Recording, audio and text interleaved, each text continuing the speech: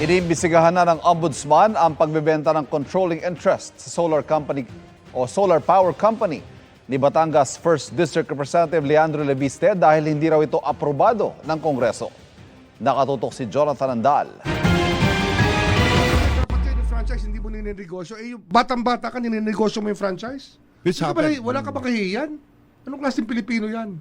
Maanghang ang tirada ni Ombudsman Jesus Crispin Remulla kay Batangas 1st District Representative Leandro Leviste. Sa kanyang radio program kaninang umaga, sabi ni Remulla, iniimbestigahan na ang anyay pagbenta at paglipat ni Leviste sa prangkisa na nakuha ng kumpanya nito sa sektor ng solar energy na hindi anya inaprubahan ng Kongreso. Walang consent ang Congress sa transfer ng franchise na yan. Critical yan. National franchise. National franchise Renewable energy, critical to the national life. Tapos ganun lang. Na-flip. Bebenta mo, flip mo lang. Na-flip. Nanay mo pa, senador?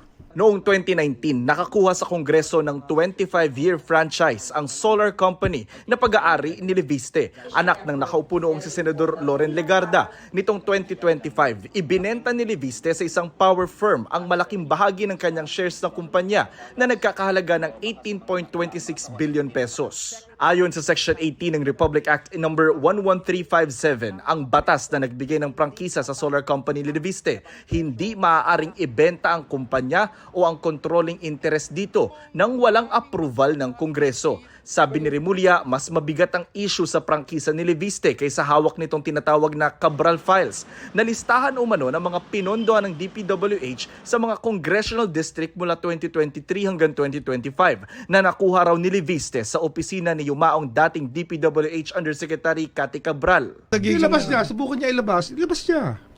Pag may dokumento, pag merong back- The document he got when Cabral was alive is not the same document as when she is dead already. Because there's nobody to authenticate it. This is Congressman Irrelevant na yun. si Irrelevant na yun.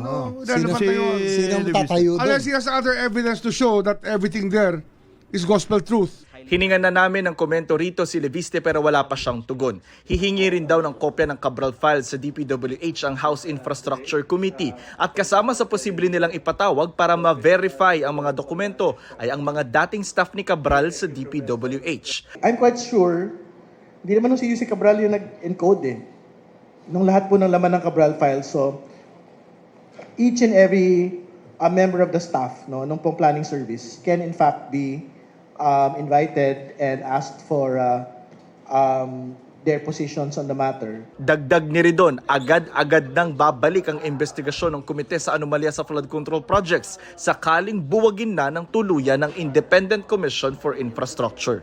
Para sa GMA Integrated News, Jonathan Andal, nakatutok, 24 oras.